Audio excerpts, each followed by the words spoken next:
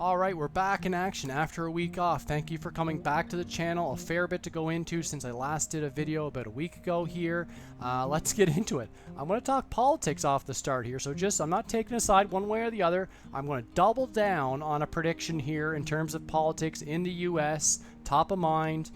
I'm not going to get partisan. I'm just going to give my opinion here for this part, at least what I think is going to happen. Number 2, booking trends. Let's talk about that. Number 3, I did some research on power slots, so I'll share that with you. And let's go on the lighter side here. So I've come up with 10 signs that I've observed and heard from other teachers. When you click start and you start seeing a few things and you know it's going to be a rough 25-minute class where you're going to get out of there ASAP. So I've just observed 10 things as well. I've seen from other teachers comment, and we'll have fun with this. Hang around for that. Thank you for coming back to the video. Okay, Biden. So just a general, I'm doubling down at this point. I'm doubling down on my prediction that Biden will bow out. He is going to be gonzo. He's going to be replaced. I think he's going to pick his vice president here in the next month, coming up to, of course, the convention. And who is that going to be? I am doubling down on Michelle Obama. Yes, indeed. Michelle Obama is going to be the vice president, and Biden will then back out, and Michelle Obama will be running for president for the Democrats. I believe the climate is perfect for Michelle Obama. It is absolutely perfect. You could not set up a better scene for her to pop in. Now, what I see with Biden is that he has gone so far left that this new candidate that's going to replace him, Michelle Obama, is then going to go more towards the center, which most candidates will run in, trying to get into the center. That's what she's going to do. That's going to be the attempt for the Democrats to take the White House, and we'll see. It's going to be close. But you heard it here first. If Michelle Obama is indeed running for president, I think she will be. We'll see. I won't comment whether she'll win or not. Okay, on to the booking trends. Lots of different things going on here. I keep asking my upper level students, are you in school? And most of them are saying no, they are now out of school. So it seems like as we got into the middle part of July anyways, a lot of them have backed off school and going back at the start of September. Now I know some areas probably are not going to be off until August to try and make up some time, but it seems in general that a lot of them are off now, which is great for our bookings. Because just think about it. If your kid is off school, you're likely, I think on average, going to book maybe one extra VIP kid class a week. I think, in general. Some will book less, some will book more, but I think that's the result. Not only that, I'm seeing a lot more supplemental courses being booked. So I'm up to about 25% of my classes being taught right now are supplementary, which is a great sign. VIP kid must really be promoting these. They have to, because I'm getting booked a lot more for these, which is great for that part. So those are the general trends that I'm seeing. Bookings on in general here. I am pretty certain anyways that we've hit a bottom back at the end of June, the Dragon Boat Festival week. Things have been moving steadily up in my schedule ever since then. So that's been a good sign for that part. And short notice has picked up lately too. So another good sign that things are picking up in general. So that's great. Okay, on to power slots. Thank you for coming back to the video. If you are new around here, please bang on that subscribe button. I really love you subscribers. You do make my day.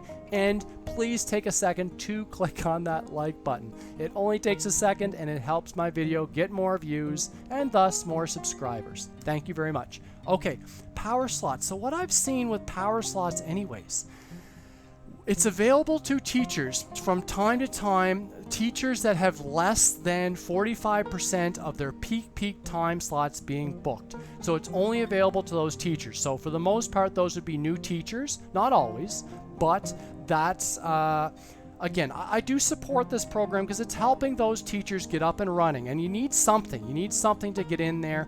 What it does is it allows those students to get more gems. So basically what happens is you put in an amount of tokens and the student then gets those equivalent in gems. So it's a way of basically incentivizing the student to book you because they get more gems for booking teachers in that. It can be available to new students to you, existing students, and it just costs you some tokens.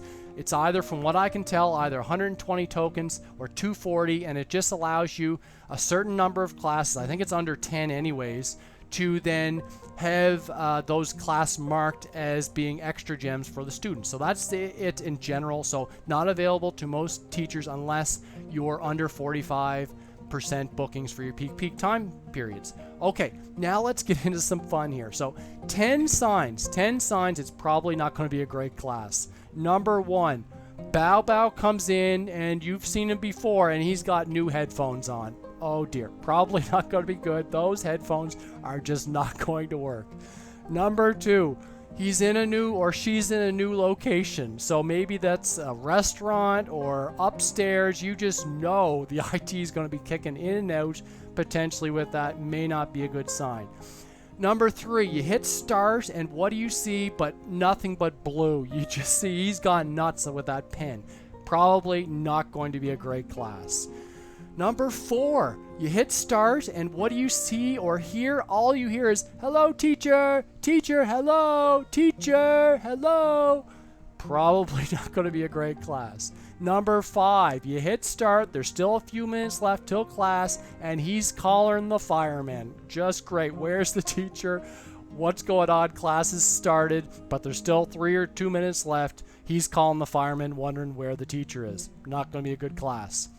Number 6, you hit start and what do you see? Bao Bao's popping in, he's popping out, popping in, popping out. You know that IT is probably going to be an issue, probably not going to be a great class for you. Number 7, you hit start and what do you see? The dinosaur old classroom. Oh, you're going to be looking down here, you got to be looking up at the camera, down here, looking at Bao Bao. Probably not going to be a great class. All the stuff is jumbled around. You're not used to it. Probably not going to be good. Doesn't happen often. Number 8.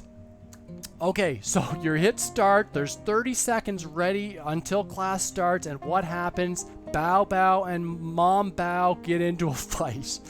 Lovely. So now Bao Bao's crying and you're going to have to put out that fire right off the start.